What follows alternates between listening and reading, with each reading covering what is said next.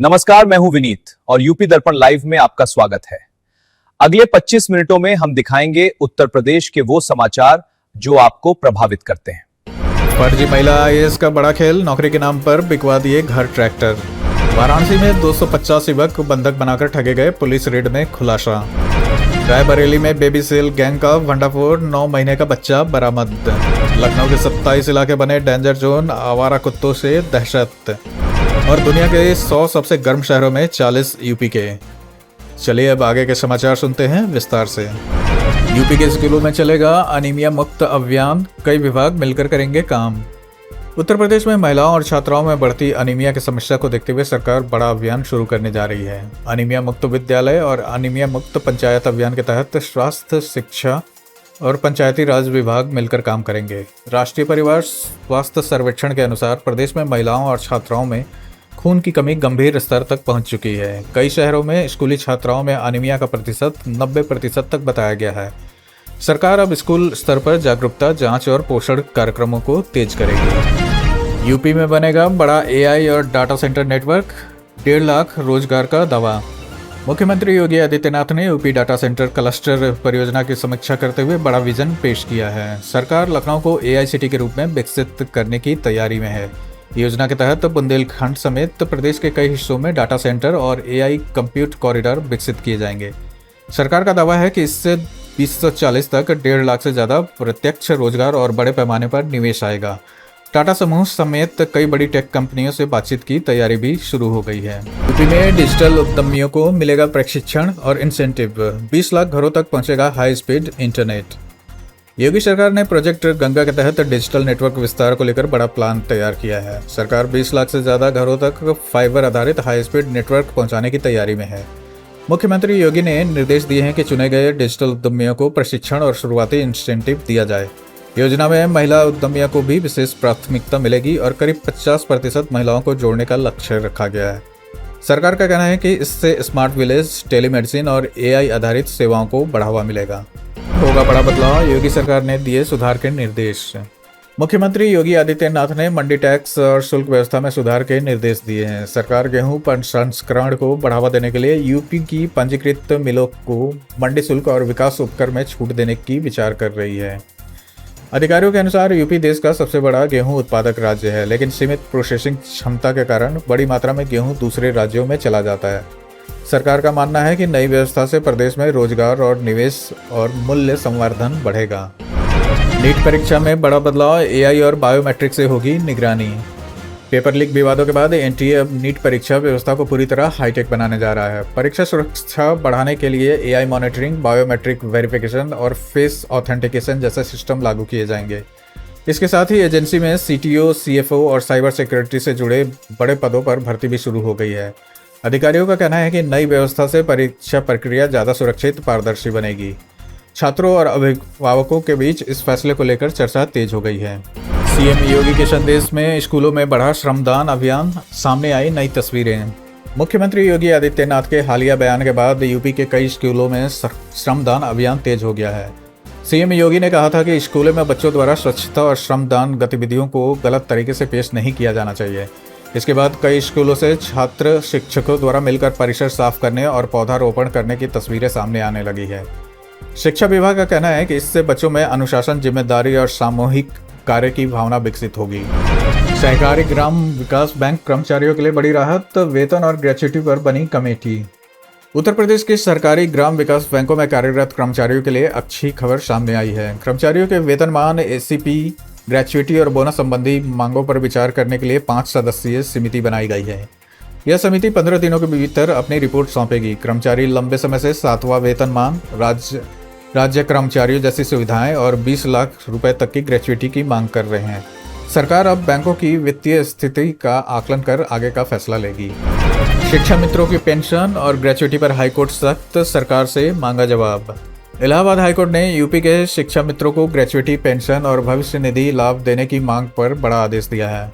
Court ने वाराणसी के जिला बेसिक शिक्षा अधिकारी को 6 सप्ताह में नियमों के अनुसार फैसला लेने के निर्देश दिए हैं।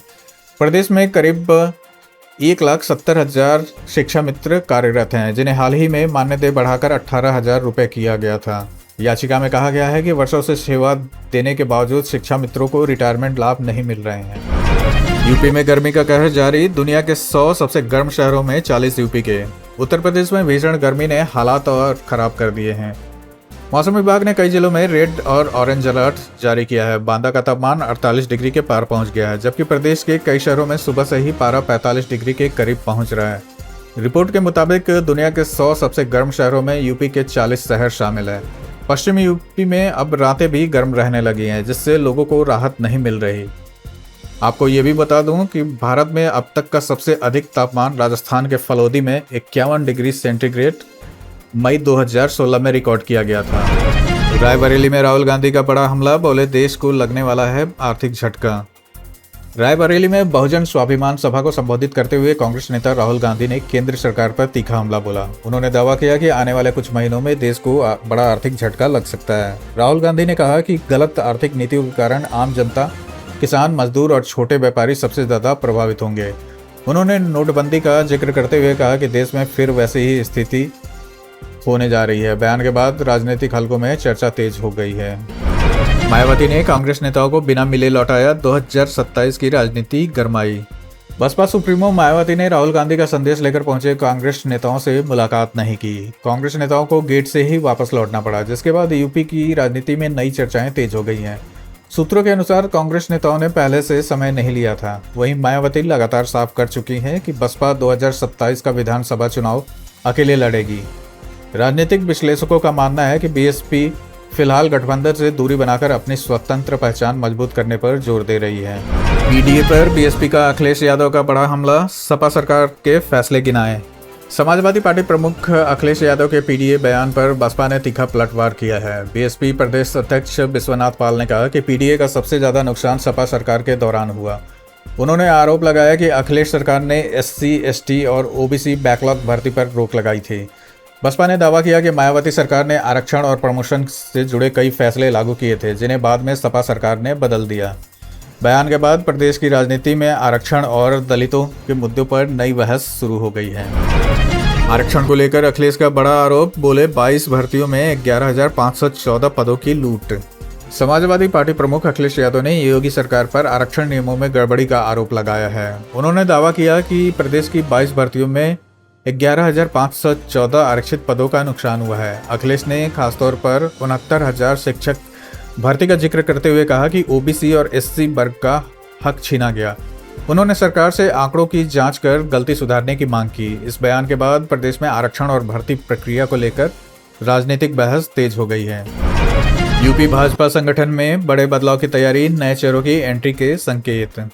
योगी सरकार के हालिया कैबिनेट विस्तार के बाद यूपी भाजपा संगठन में बड़े बदलाव की चर्चा तेज हो गई है। पार्टी 2027 विधानसभा चुनाव से पहले संगठन को और मजबूत करने की रणनीति पर काम कर रही है। सूत्रों के मुताबिक महीने के अंत तक नए पदाधिकारियों की घोषणा हो सकती है।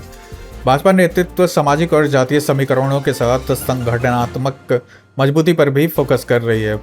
प्रदेश अध्यक्ष पंकज चौधरी समेत कई वरिष्ठ नेता लगातार बैठकों के जरिए नई चेहरों और जिम्मेदारियों पर मंथन कर रहे हैं। लखनऊ के 27 इलाके बने डेंजर जोन, आवारा कुत्तों से लोगों में दहशत। लखनऊ में आवारा कुत्तों का आतंक लगातार बढ़ता जा रहा है। नगर निगम के मुताबिक शहर के करीब 27 मोहल्ले और कॉलोनियां ऐसी हैं जहां लोग बच्चों को अकेले बाहर भेजने से डर रहे हैं। कई पार्कों में बच्चों ने खेलना कम कर दिया है, जबकि बुजुर्गों ने सुबह शाम टहलना तक छोड़ दिया। पुराने लखनऊ के इलाकों में कुत्तों की झुंड सबसे बड़ी समस्या बनी हुई है। अधिकारियों का कहना है कि खुले में फेंके जाने वाले मांस और कचरे की वजह से कुत्तों की संख्या तेजी से बढ़ रही है। सोशल मीडिया पॉलिसी उल्लंघन पर यूपी पुलिस का बड़ा एक्शन, 2 पुलिसकर्मी सस्पेंड। लखनऊ में सोशल मीडिया पॉलिसी उल्लंघन के आरोप में पुलिस ने 2 पुलिसकर्मियों को निलंबित कर दिया है। सिपाही सुनील शुक्ला पर सोशल मीडिया पर वीडियो पोस्ट कर ड्यूटी के नाम पर वसूली के आरोप लगाने का मामला सामने आया था। वहीं महिला हेड कांस्टेबल नीतू सिंह पर फेसबुक और इंस्टाग्राम पर रील पोस्ट करने को लेकर कार्रवाई की गई है। पुलिस विभाग का कहना है कि दोनों ने विभागीय सोशल मीडिया नियमों का उल्लंघन किया है। घटना के बाद पुलिस महकमे में सोशल मीडिया उपयोग को लेकर चर्चा तेज हो गई है। पुलिस कस्टडी और गायब सीसीटीवी फुटेज पर हाईकोर्ट सख्त, एसपी और एसएचओ तलब। इलाहाबाद हाईकोर्ट ने पुलिस हिरासत में प्रताड़ना और थाने के सीसीटीवी फुटेज गायब होने के मामले को बेहद गंभीरता से लिया है। कोर्ट ने महोबा के एसपी, कोतवाली प्रभारी और महिला थाना एसएचओ को 25 मई को व्यक्तिगत रूप से पेश होने का आदेश दिया है।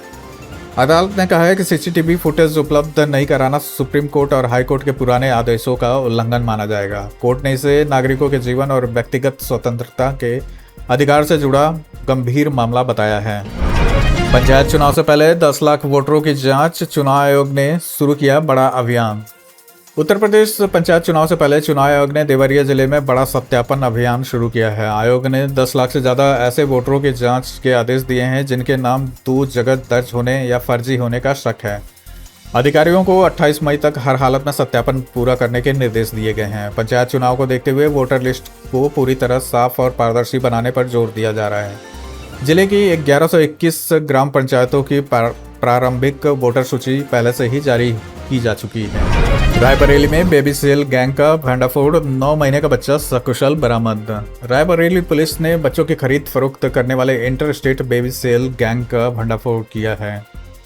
पुलिस ने 4 महिलाओं समेत 9 अपराधियों को गिरफ्तार कर 9 महीने के अपहृत बच्चे को सुरक्षित बरामद किया है। जांच में सामने आया है कि गिरोह रेलवे स्टेशन बस स्टैंड पर अकेले सफर करने वाली महिलाओं को निशाना बनाता था। पुलिस को शक है कि कुछ क्लिनिक और मेडिकल नेटवर्क भी इस रैकेट से जुड़े हो सकते हैं। मामले के बाद बच्चों की सुरक्षा और मानव तस्करी को लेकर चिंता बढ़ गई है। रजिस्ट्री में स्टाम्प चोरी पर बड़ा शिकंजा, पूरे यूपी में विशेष जांच अभियान शुरू। उत्तर प्रदेश में जमीन और फ्लैटों की रजिस्ट्री में स्टाम्प चोरी के मामलों पर सरकार ने बड़ा अभियान शुरू किया है। स्टाम्प शुल्क में गड़बड़ी और करोड़ों के राजस्व नुकसान की शिकायतों के बाद महानिरीक्षक निबंधन ने सभी जिलों को विशेष निर्देश दिए हैं। 5 जून तक चलने वाले इस अभियान में एग्रीमेंट, पट्टों, नामांतरण और ई स्टाम्प दस्तावेजों की गहन जांच होगी। विभाग को शक है कि कई मामलों में कम कीमत दिखाकर अपंजीकृत दस्तावेजों के जरिए सरकार को भारी नुकसान पहुंचाया गया। अयोध्या में राम मंदिर की सुरक्षा, हाई अलर्ट पर एआई कैमरों से होगी निगरानी। अयोध्या में राम मंदिर की सुरक्षा व्यवस्था को और मजबूत कर दिया गया है। प्रशासन ने मंदिर परिसर में त्रिस्तरीय सुरक्षा व्यवस्था लागू की है।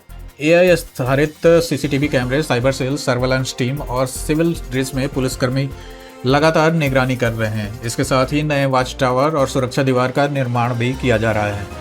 अधिकारियों का कहना है कि श्रद्धालुओं की बढ़ती संख्या को देखते हुए आधुनिक तकनीक के जरिए सुरक्षा को और मजबूत बनाया गया है। हापुड़ में नकली सॉस फैक्ट्री पर छापा, 30 पेटी मिलावटी सॉस जब्त। हापुड़ में खाद्य सुरक्षा विभाग ने बड़ी कार्रवाई करते हुए नकली सॉस बनाने वाली फैक्ट्री पर छापा मारा है। जांच में पता चला कि सॉस में टमाटर की जगह सोडियम, नमक, गाजर और कृत्रिम रंगों का इस्तेमाल किया जा रहा था। टीम ने मौके से भारी मात्रा में तैयार सॉस, केमिकल जैसा कच्चा माल और पैकेजिंग सामग्री बरामद की। अधिकारियों ने करीब 30 पेटी मिलावटी सॉस सीज कर सैंपल जांच के लिए भेज दिए हैं। कार्रवाई के बाद इलाके में हड़कंप मच गया है। वाराणसी में नौकरी के नाम पर 250 युवकों को बंधक बनाकर ठगी, 6 गिरफ्तार। वाराणसी में नौकरी दिलाने के नाम पर बेरोजगार युवकों को बंधक बनाकर ठगी करने वाले रैकेट का खुलासा हुआ है। साइबर पुलिस ने सारनाथ इलाके में छापेमारी कर 6 आरोपियों को गिरफ्तार किया और करीब 250 युवकों को मुक्त कराया। पुलिस के मुताबिक युवाओं से 30-30 हजार रुपये लेकर उन्हें जबरन रोका जाता था और कॉल सेंटर के जरिए लोगों को जोड़ने का दबाव बनाया जाता था। पीड़ितों में ज़्यादातर युवक बिहार के बताए जा रहे हैं। कार्रवाई के बाद इलाके में अफरा तफरी मच गई। यूपी में फर्जी महिला आईएएस का बड़ा खेल, नौकरी दिलाने के नाम पर 45 लाख की ठगी। उत्तर प्रदेश में फर्जी महिला आईएएस बनकर लोगों को ठगने वाले गैंग का बड़ा मामला सामने आया है। बरेली में डॉक्टर विप्रा शर्मा और उसके परिवार पर नौकरी दिलाने के नाम पर 45 लाख रुपए के ठगी के आरोप में कई मुकदमे दर्ज किए गए। आरोप है कि रिश्तेदारों को सरकारी नौकरी का झांसा देकर उनसे मकान और ट्रैक्टर तक बिकवा लिए गए। पीड़ितों का कहना है कि गैंग खुद को सचिवालय और बड़े अधिकारियों से जुड़ा बताकर भरोसा जीतता था। पुलिस अब पूरे नेटवर्क और ठगी के पैसों की जांच कर रही है।